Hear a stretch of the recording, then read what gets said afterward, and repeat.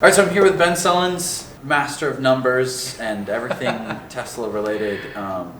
So Ben, where did you become interested in Tesla? I think for me it started with the whole climate thing and the whole notion of doing something better for the planet. Mm-hmm. And I've never been a car guy. I've never spent money on cars, never wanted to do any of that. Mm-hmm. I was like, it's just A to B, because I'm really into tech. I've been working in tech for almost 20 years now, and cars were just extremely disappointing. Like almost every car when it comes to the tech inside the car, you're telling me, you have to put in a DVD to update the maps. Meanwhile, my tiny little phone does all this amazing stuff. All through Wi-Fi and whatever. So I was never into cars really, and I literally had a 16-year-old Toyota Tacoma pickup. Mm-hmm. I live in Southern California, I surf, it was like the perfect thing. Then I had a kid, and when you do that, you have to be a little bit more responsible, and so I wanted to get an EV already. Mm-hmm. And I needed a car that was safe to haul my son around in. And so for me, I was looking, and again, I didn't want to spend a ton of money, but the best EV you could buy, I just excluded Tesla from the beginning. I just figured it's out of the question, right? Wow. Just way too expensive. Yep. But so the next best thing was a Nissan Leaf. Yep. And the fully loaded whatever Nissan Leaf was around $45,000. Right. And I remember hearing that Tesla was now offering pre-owned cars. And it was kind of a joke for a while, I don't know if you guys remember, but when they first did pre-owned, it was like, there's none available because nobody's selling them. Right. Then Autopilot comes out, and all of a sudden everybody's like, I'm going to dump my old Tesla and get a new one with Autopilot. Yeah.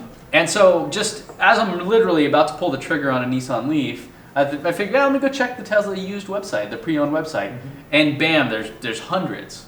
And living in Southern California, there were tons near me. Wow. So it wasn't like I lived, I'd be a big part of the world or something like that. And they were selling for about $50,000. And it's this whole pricing psychology, right? When you're at $45,000, $50,000 doesn't seem like much more. That's true. And you're getting so much more with switching to a Tesla over the Leaf. And forget how much nicer the car is and how much more advanced it is. The Leaf would get maybe 80 miles on a charge. Right. My car gets over 200 miles on a charge. Right. So just on the functionality of it, forget just it. On the dollars per mile of range. Exactly. So I did the numbers thing, and I showed my wife some data and was able to convince her that it was a much better purchase. And so then I ordered my CPO Model S. The fact that not only was it an EV, but also it was high tech, which really matched with what I had been wanting in a car for many years. So it's a complete departure from sort of the, it's got this many cylinders. It's all I care about is the noise. You wanted basically a computer car. Well, I always wondered. I mean, if I can fit all this in this tiny little device, how come I can't fit it somewhere in this giant car? Right. None of that ever made sense to me. Yeah. And they figured it out. And I still think I have an extremely high bar when it comes to technology. I still think the improvements on the Model S, there's unlimited things that can be improved. Oh, of course. There's so many opportunities they have, but it still, in my view, is the most advanced, best, certainly tech, and now just all around car in my view. So you sort of got the Tesla just thinking like, I want an EV, this is the best option, and then you were sort of sold on the whole Tesla appeal, the whole idea of. Yeah, and it goes deeper for me because, like I said, I've been working in tech for a long time, and in my Project Love Day video, I talked about this. That was kind of the gist of it. There are billions and billions of dollars being spent on how to make you look better in a photo, right? Or how to put little dog ears on me and you both in a selfie. That's true. Yes, important. And that'll happen now in the video, I'm sure, because we said that. But yep. But the point being, that is like not nearly as exciting to me as somebody that's doing really innovative things in the physical world. And there aren't many companies out there doing that. Mm-hmm. Like as great as Apple is and Facebook and Google and all these cool things they do, they all operate in this kind of very, very intangible space. Okay, yeah. Tesla doesn't. Right. They're doing these amazing, and look at like SpaceX. That's true. There's really very few, if any, other companies out there that are doing such amazing things in the physical world. When did you start doing your YouTube channel? Because it wasn't always Teslanomics with Ben Sullins. No. So I'm a data scientist by trade, and I do training courses for LinkedIn Learning and for Pluralsight, which are online learning libraries. So if you want to like become a data scientist kind of a thing. And I started my YouTube channel as like little tidbits of data science tips that I thought would appeal to a mass market, and then kind of bring people into watching my other courses that are, you have to pay for and all that. Okay, yeah. So it's kind of like a way to feeder system, and nobody cared. Okay, yeah. Nobody watched any of the videos until I did one on saving money over a gas car with the Tesla.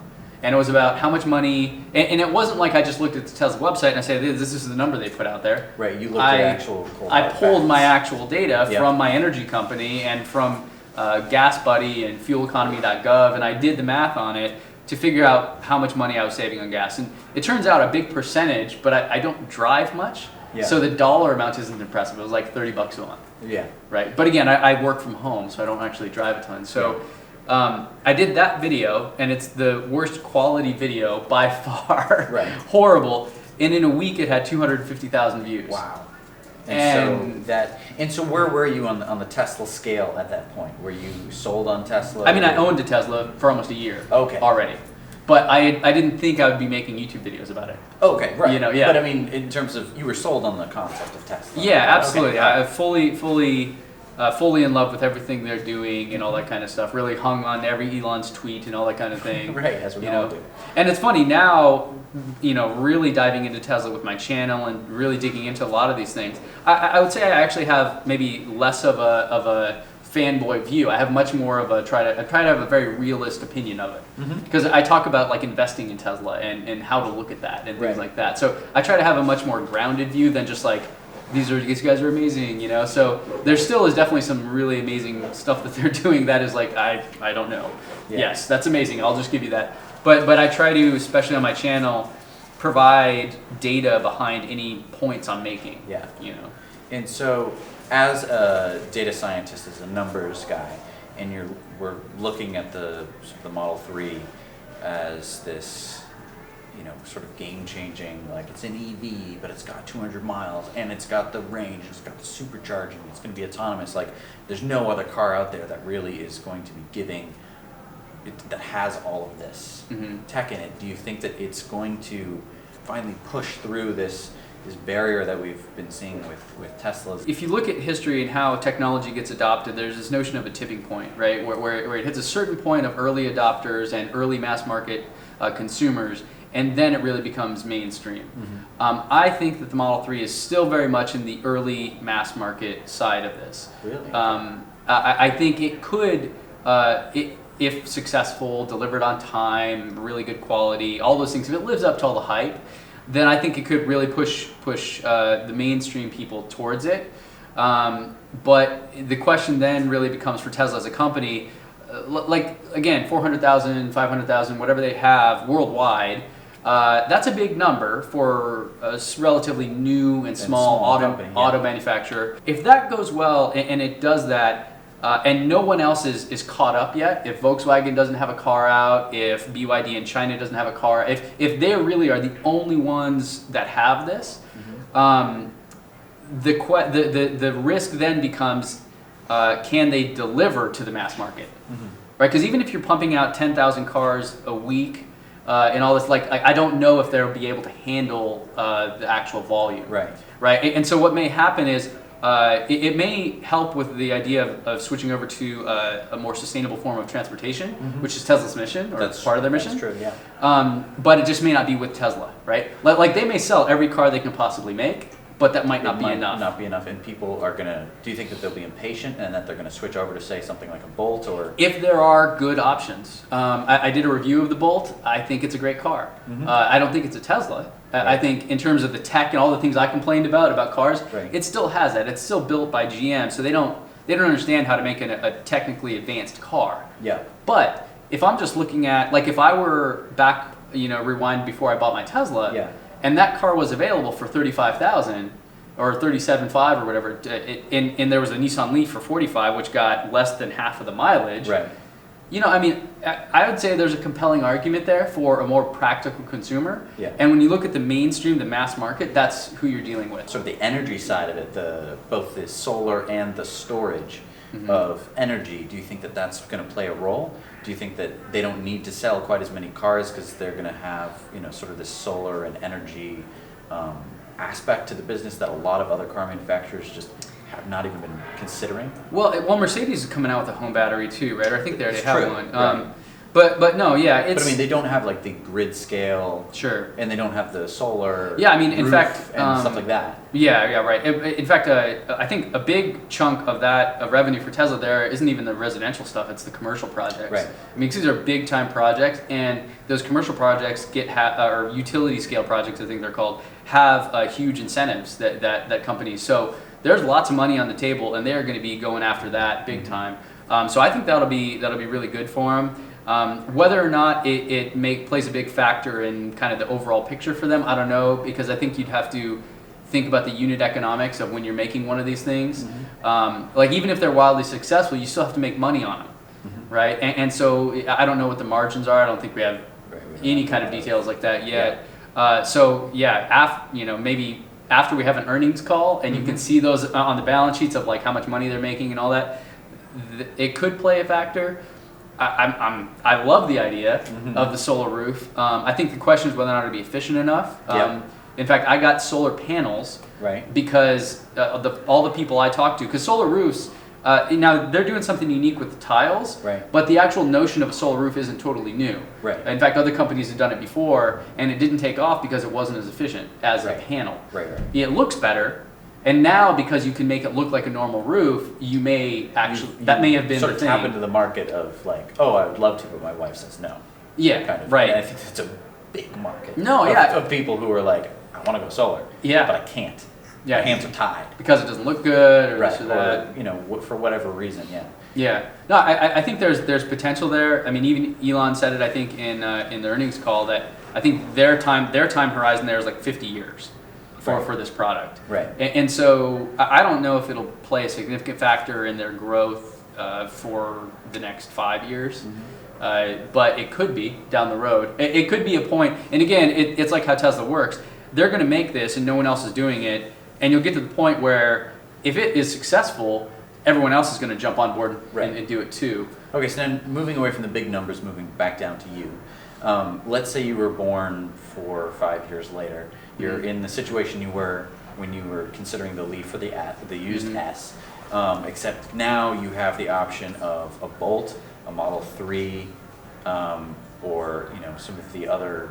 You can still get a used S. Renault Zoe or something like that. Yeah, or some or maybe the new Leaf. Let's say the new Leaf comes out in a reasonable amount of time, and you could have your choice.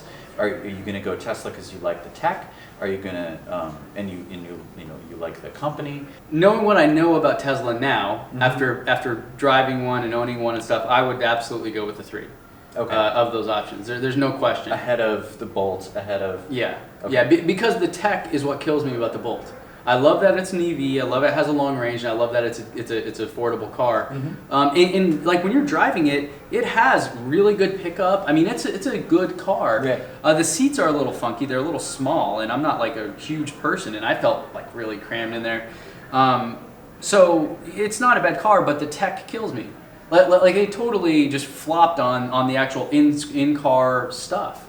And if I saw that, and then I saw a Model 3. It's like, oh, well, the Model 3 is going to be far and away a better tech product, right? So you've never experienced Autopilot. No. So you're a Tesla driver who's never experienced Autopilot. I think that's really interesting. You're a fan. Would you try it? A. Sure. Do you think? And I mean, obviously, I don't know what your reaction to it would be, but I mean, are you excited for the Model 3 as a possibility of having a fully autonomous car in the future?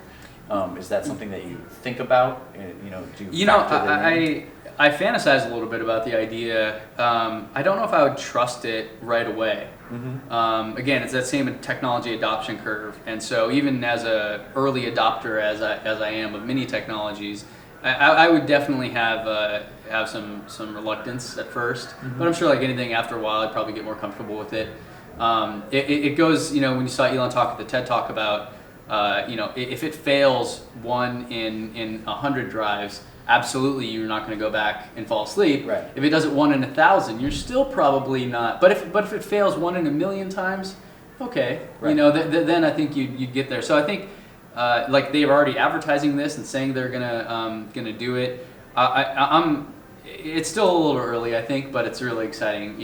The thing that Tesla has to their advantage is they're collecting this data. And they have a program, obviously, and an incentive to make this a reality. Yeah. So they have a team dedicated to it, and they're collecting data already. And you're excited about the data as a data scientist. No. So here's the thing. In order for machine learning or AI or any of these things to work, you have to have tons and tons of data. And they have that. And they have it because they have a whole network of cars doing it for them. Whereas Google and these other people, they have to send out their cars with engineers, and it's just. If you look at the cost of collecting that information, they are, in my mind, they have a significant advantage just because of the amount of data that they have. Let's turn it around. Do you have any interview-ish questions for me? Or Zach, we can put him in if we need to. Well, we talked last week a little bit about comparing the S and the X. Mm-hmm. I'm curious about your thoughts on the 3. So you guys have Autopilot, so you're familiar with it. Yeah. Are you ready to go full autonomous? I'm ready. The day that they announce it, I'm ready to just tell it to go somewhere far away and go to sleep. Okay, I'll say this. The thing I would love is not necessarily full self-driving, I don't do anything. Mm-hmm. It's more like I go to a restaurant and I hit a button and it goes and parks itself. Oh, absolutely. So it doesn't have to be I fall asleep and it takes me somewhere, but it has to be enough to make it more convenient for me. Now, at some point, do you think that you would either say you got fully autonomous? Would you say to your 3, all right, go make me some money? Or would you turn around and sell the car and just be ride sharing in autonomous vehicles, or is that just too? I'm short on this whole idea, honestly. Really? The ride sharing? No. So I'm long on the idea of autonomous electric vehicles. Okay. I'm short on the idea of me spending this much money for a car and letting someone else ride around in it. This is your car. Well, yeah. I mean, especially at a $35,000 price point, for me, unless people are paying a real premium here, okay, I don't see enough of an incentive for me to do it. Okay. It better be making me money to where the point of I'm going to buy 10 of them and just send a fleet of them out or something. But I think the idea was to make it more affordable to own a Tesla. Right. So someone who couldn't necessarily afford one. Exactly. Yeah. And even when you're thinking about a 3 being the affordable version of the car, it's still not. Yeah, I'm just not the used, Honda Civic that right. Yeah. But I mean, I guess So in my financial situation, not that I'm rolling in it or anything. Right. But it doesn't seem like there would be a compelling enough reason for me to actually do that. Right. Okay. And I think most people, or I'm sorry, not most, but certainly S and X owners, I would be shocked if a large percentage of them actually did this. Now, do you have a fantasy scenario of stuff that you just can't do with a non-autonomous car? Like do you picture yourself sending it somewhere and then you fly and land, or what is the most out there idea? Because I think for me it would be to be able to send your dog to go pick up your mother from the airport or something like that. Something completely wild. I think the way I think it's going, and so maybe the most futurist kind of idea I have is that, and I've read some stuff about this, and people are predicting it. I'll go with their prediction that in 30 years' time, driving will be illegal.